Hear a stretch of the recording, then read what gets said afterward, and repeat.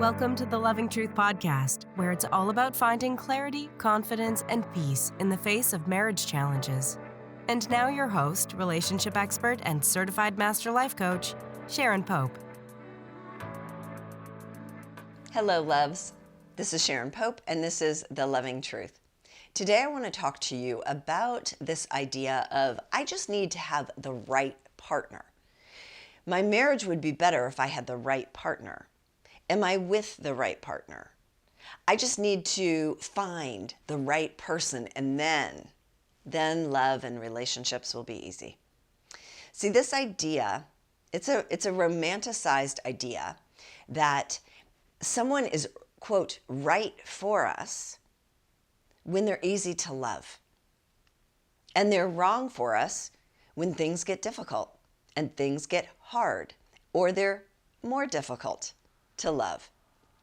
So what do I mean by that? What is easy to love? Well, so someone who never irritates me, someone who is able to anticipate my needs, someone who sees my heart and gives me the benefit of the doubt, someone who can read my mind, put my needs before their needs, someone who's never going to make me wrong, and someone who shares common interests and common goals and common values with me. And so essentially, folks, what we're looking for is like a carbon copy of ourselves. Because if we just had someone just like us, then no one would ever disagree, would they? We'd never have arguments. We'd never have disagreements. We'd never see the world in a different way. Except that that's impossible. Right? We're never going to, quote, find someone who is just like us in every single way. Like, it sounds lovely, this romanticized idea that when I find the right one, they're going to be so easy to love. And they're going to be so loving towards me. And we're never going to have heartache, and we're never going to hurt each other. Except that that's just not the reality of existing in relationship on this planet at this time, right? It's just not. This romanticized idea is actually not helping us because it's setting up an expectation that most of us would look at our marriages and compare it to that expectation and think we're screwed. When what's wrong is our expectation or our idea of love or our idea of what constitutes a good or right relationship. These are actually the ideas that are killing our relationships because we don't have a realistic idea of what it will be like or what it should be.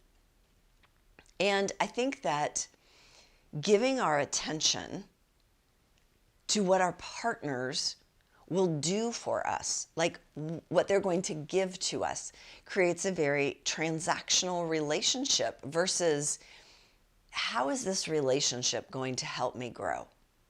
Like, literally, how many people asked themselves that question before they got married? If our intimate relationships are going to be our greatest teachers, how is this relationship going to help me grow? And by the way, we don't grow typically from a place of comfort and ease, do we? Nope. We don't grow. We don't look for new ways of seeing things or new ways of doing things until things get really difficult. And so inevitably, there's going to be difficulties inside this relationship. How is this person going to help me show up as a better version of me? How are they going to challenge me, inspire me, sometimes force me to do something differently so that I can continue to show up in love?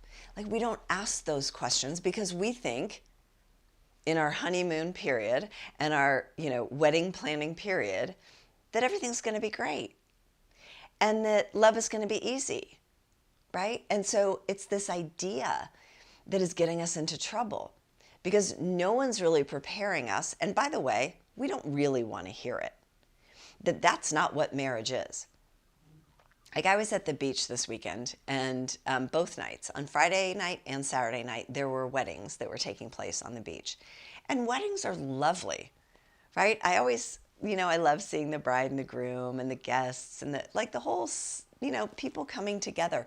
We love that. But I always, whenever I see a wedding, I always think, should I tell them that they're at the starting line and not the finish line? Yeah, probably not. No one's asking me. So then I get back over into my lane, right? Most of us come into marriage very ill-equipped to do this well. Because not only do we not know how to do relationships well, not only do we not have the right expectations of what it's going to be like, but we are still learning about ourselves many times. And so in the midst of not knowing who we are and having a solid expectation or a realistic expectation of what this is going to be, we just are very unprepared to be really successful inside of our relationships. So I have recently become a wee bit obsessed with an author named Alain de Button. So many of you will probably know his work. He's got a lot of books and he runs the School of Life. But this most recent one that I read is called The Course of Love. Honestly, it should be required reading for anyone before we get married. But it will for sure kill your idea of this romantic notion of how love and marriage should be. So maybe you don't want to read it before you get married because you want to keep that hope and dream of the Disney princess alive. But it really does shed some light on our blind spots. So I want to read to you a quote from here that I think is so important. He says, the romantic vision of marriage stresses the importance of finding the right person, which is taken to mean someone in sympathy with the raft of our interests and values. There is no such person over the long term. We are too varied and peculiar. There cannot be lasting congruence. The partner truly best suited to us is not the one who miraculously happens to share every taste, but the one who can negotiate differences in taste with intelligence and good grace. Compatibility is an achievement of love. It shouldn't be. It's precondition. See, we find it easy to love people who think like us and behave like us and make choices like us. But there's no growth there. And so the right person is the one who is going to keep showing up when it gets hard. And they're going to look for opportunities to grow themselves. Not just change their partner, not just convince them to be different, but they're going to look within themselves. They're going to take responsibility for their choices, their actions, and their behaviors inside of a relationship. That's a kind of partner that you have something to work with and something to build upon. Are we willing to grow? Are we willing to navigate those differences? Are we willing to move through the difficulties? And can we be compatible just because we're two people that are doing the best we can to love one another and we just keep showing up over and over again? I think if we look at the romanticized idea of what love is supposed to look like and feel like, then all of our marriages are going to feel doomed. But that doesn't mean it's true. It means that we have to rethink or recategorize how we think about marriage and how we think about our relationships. Because the love story that romanticism promises isn't sustainable. Like, we might be able to exist there in moments, right? And that's lovely. Like, it's beautiful when I feel that ease in my marriage. And honestly, it makes me appreciate those moments because there are times of real challenge and difficulty and times when one or both of us needs to grow in order to move through it. But we don't know the good stuff without knowing the bad stuff, right? You don't know what it feels like to be warm and cozy if you never knew cold and freezing and uncomfortable. Right? And so sometimes the discomfort that we feel in our marriages, if we can be conscious enough, then it can help us really appreciate and be grateful for those moments when things are easy and light and it sort of jives with that romantic idea. I mean, I love ease. I love ease in many, many parts of my life. But I also know that we never grow from a place of ease. And I know that I am here on this planet, in this life, and frankly, in my relationships to help me grow. To help me grow as a woman, as a human being, and to know myself more deeply.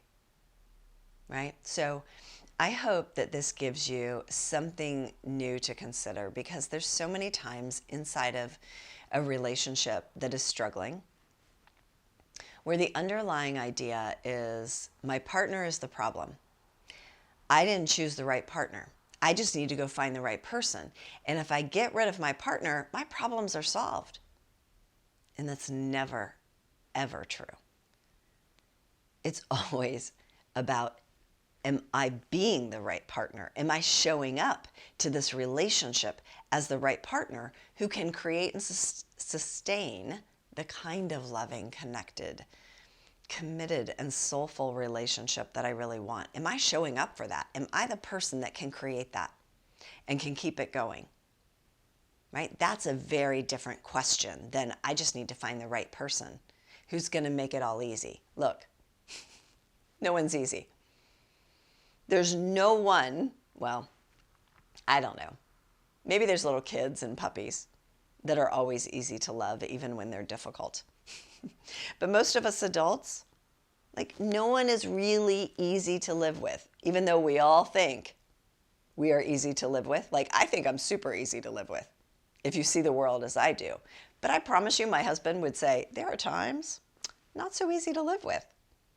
So if we're all a bit uneasy to love and a bit challenging to live with, if we start from that premise, maybe our relationships might be a little more successful than this idea of, I just want it all to be easy. I just want to find someone who's going to make my life and my relationships and my marriage easy. My friends, what you want is a puppy, not actually a relationship.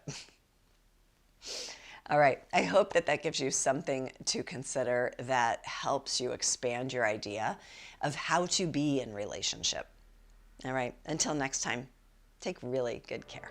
If you're listening to this podcast because you're struggling to decide whether to stay or go in your marriage, and you're serious about finding that answer, it's time to book a Truth and Clarity session with a member of my team. On the call, we'll discuss where you are in your marriage and explore if there's a fit for you and I to work together so you can make and execute the right decision for you and your marriage. Go to clarityformymarriage.com to fill out an application now. That's clarityformymarriage.com.